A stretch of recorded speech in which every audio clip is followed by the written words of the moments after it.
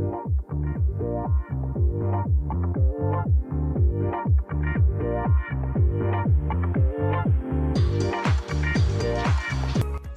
бацгаана уу? Намайг Баярагийн уран цэцэг гэдэг. Би Ховд аймгийн Буян суманд төрж өссөн. 2014 онд Улаанбаатар хотод зохиомж дээд сургуульд бага боловсролын мэргэжлэр элсэн суралцаж 2017 онд төгссөн. 2018 онд гэр бүлтэй болж энэхүү сайхан уудан нутагт сууршин амьдрах болсон. Ингээд 2019 онд 12 дугаар сургуульдаа анхны ажлын гараагаа эхэлж анхны 1-р анги авч одоо 4 дахь жилдээ ажиллаж байна. Багшийн хүчлэл өөрийн хэлээр үйлдэл идэх оролцоо эрэл хайгуулын үр дүн юм. Багш нарын дунд зохион явагддаг спортын олон төрөлд тэмцээнд 2020-2022 онд гар бөмбөгийн төрөлд 2 дугаар байр. Мөн хөдөөгийн багш нарын улсын уралдаанд амжилттай оролцсон. Үйлдвэрчин түмний дуулал, ажилтны урлагийн наадамд хамтлаг бүжиг 1-р байр, гоцлол бүжиг 2-р байр. Хоцрогдлыг арилгахад хослолсон сургалтын аргыг хэрхэн туршин хэрэгжүүлэх вэ хичээлийг зааж, боловсролын ерөнхий газрын мэргэжилтэн жаргал багшаас сайн үнэлгээ авч, засан сайжруулан бүсийн залуу багш нарт түгээн дэлгэрүүлсэн. Mind Teaching шийдлийг ашигладаг багш нарын дунд видео контент бүтээх, уралдаанд би түмэн жаргал багштай хамтран оролцож 3-р байр эзэн улсад түгээн дэлгэрүүлсэн.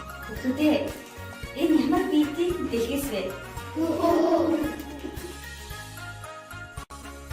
Сургалтын менежер хараа багштай хамтран 1-р ангийн математик хичээлийн суралцсан зорилтуудын дагуу өдөр тутмын дасгал даалгавар бүхий, гэрийн даалгавар бол амжилтын үндэс номыг боловсруулан өөрийн ангид туршин хэрэгжүүлж аймгийн багш нарт түгээн дэлгэрүүлсэн.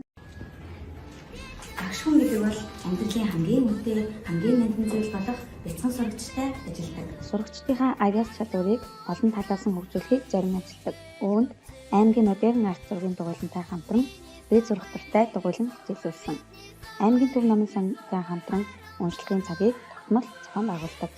Монгол ахуйтай танилцах, суралцах зорилгоор ангийн малчин өрхтэй хамтран экскурс хичээл зохион байгуулсан.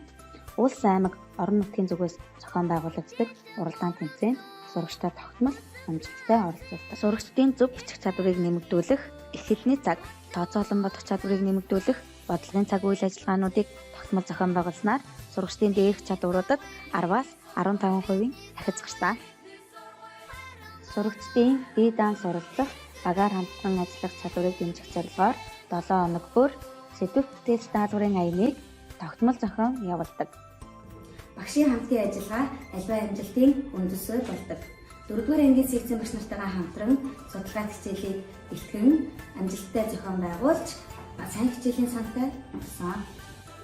Аймгийн боловсрол шинжилгээ ухааны газраас жил бүр зохион байгуулдаг нийт хөтөлбөрийн уралдаанд 2021 онд 3-р ангийн монгол хэл хичээлээр 3-р байр, 2023 онд 5-р ангийн математик хичээлээр 2-р байр эзэлж хамтын бүтээлтэй болсон.